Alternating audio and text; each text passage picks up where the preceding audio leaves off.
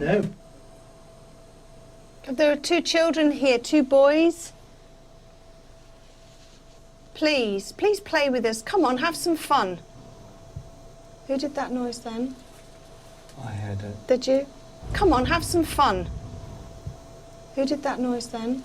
If that's you, please can you make that noise again?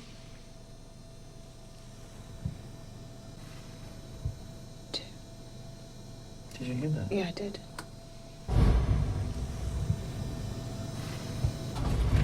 Oh. What's up? Someone just touched me on the arm. Someone touched you on the arm? Yeah. Okay. I can't believe 3 times or 4 times I heard that. Definitely. With David feeling something touching his arm, a metallic nail sound catching us all unawares, and a series of sinister murmurs sounding far too close for comfort, this place was becoming scarier by the hour. Would we make it through the night at Gladstone Pottery Museum?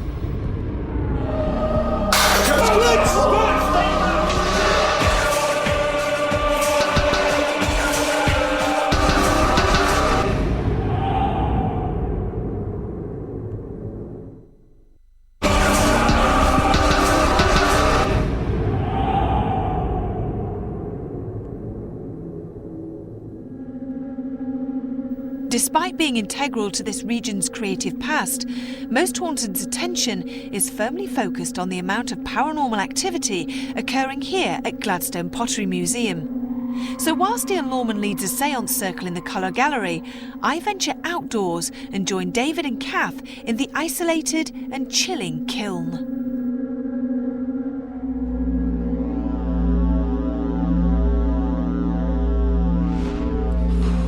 Freezing. What was that? What was that rumble? Oh. What? What? What's that? What was that? Hello? Hello, is everybody here? You are joking me. What was it? It's a big stick, a big metal. Big metal bar, was it? Yeah, but I was did- leaning against the wall. It was. When Did we someone- were in here before.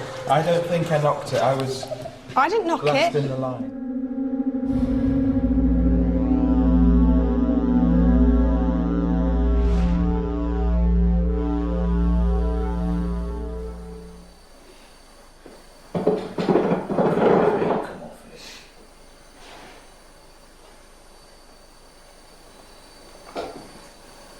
Quite sick actually.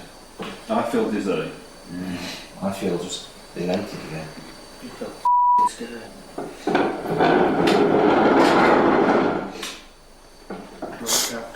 Yeah, I can't move now. I'm right up now. This. Yeah, so I'm on myself. I feel sick. I feel dizzy and disorientated. Yeah. Is anybody here? Any spirit people? Any astral beings that would like to talk to us? What was that noise? Any astral beings that would like to talk to us? Like a It was a scraping shuffling. shuffle. Oh! Hell. Is that same stick? I'm just coming round to it now. No, this stick's here. Is it up? It's up and still in the same place. Well, what the hell was that then? That must have been further round. It was right round, wasn't it? I'm standing at the original one now and it's still up. No, it was like right round the corner, wasn't it? Yeah. Well, it was. There aren't many metal things here. It's not that. No, it's not. Can you make another sound, please, if there is a spirit person that wishes to talk to us? Touch one of us gently. Make a noise. Shout out. We mean you no harm. Are you angry? Are you angry? Are you mad with us? Angry? What have we done? No, shit. Not really, no. Step out, mate. Don't.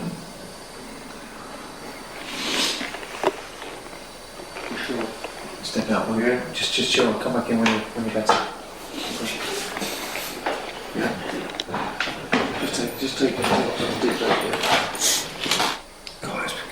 this is horrible. I'm getting horrible feeling inside.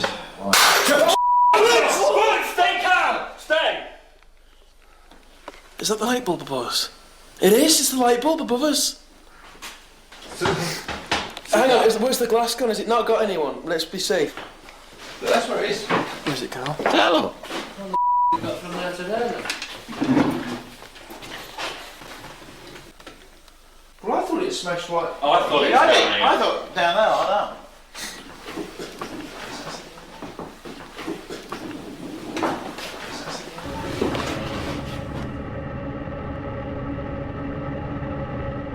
Whilst our vigils elsewhere had offered plenty of talking points, the colour gallery had thrown more than most in our direction.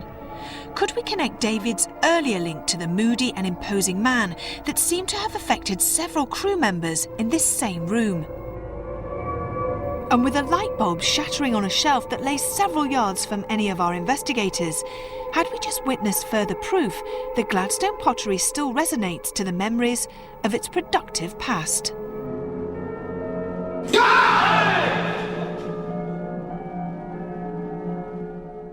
Since we left Gladstone Potteries, I've had a chance to think back on some of the events that took place. Two in particular stand out. Perhaps the most interesting thing that took place was whilst using the thermal imager during a séance. One of the stone slipware jars was noticeably colder than the ones surrounding it. This coincided with small pieces of ceramic apparently seemingly being thrown across the room. Although when I had the chance to return later and take some more measurements, the jar was near a window, but that was insufficient to explain why that one jar in particular had a different temperature than the others. I've also had a chance to check the thermal imager to make sure it was being used correctly, and I'm satisfied it was. Stay calm! Stay! Is that the light bulb above us? It is? Late in the investigation, Carl called me into one of the rooms where apparently a light bulb had unscrewed itself from a frame and been thrown across the room. Unfortunately, I wasn't there, so I don't really feel able to comment further on that. But on the face of it, it did look to be an exciting incident. Problem is, I was stood here, so none of you could have thrown it. We couldn't have thrown it, we was in the... Well, I mean... I was over there at the time. Stuart was over there, so the bulb would have had to gone through me to get to there. Yeah, but you'd have to have gone up there and But taken it it off also first. sounded as if it had smashed on the floor. Didn't it? Yeah? Well, I thought it smashed like... Oh, I thought it was down here. I thought down there like that. I think for me, the abiding memory of Gladstone Pottery, I think I said to Yvette, it was a sweet shop for the paranormal investigator, and that certainly seemed to be the case on the night. We had a lot of activity taking place. The atmosphere within the building was fantastic, and there were one or two other bumps and crashes that perhaps I think would be well worth going back to look at again. So, as an amazing and equally mystifying investigation comes to a close, we're left asking how many souls continue to ply their trade long after the factory floor stopped. Sleep tight.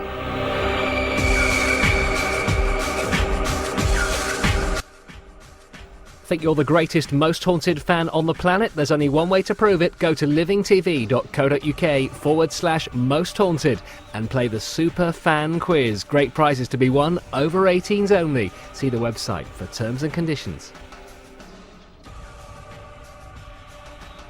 Don't know about you, but that scared me witless. Next, it's back to Gladstone Pottery Museum as we go behind the scenes of tonight's investigation in Most Haunted Extra.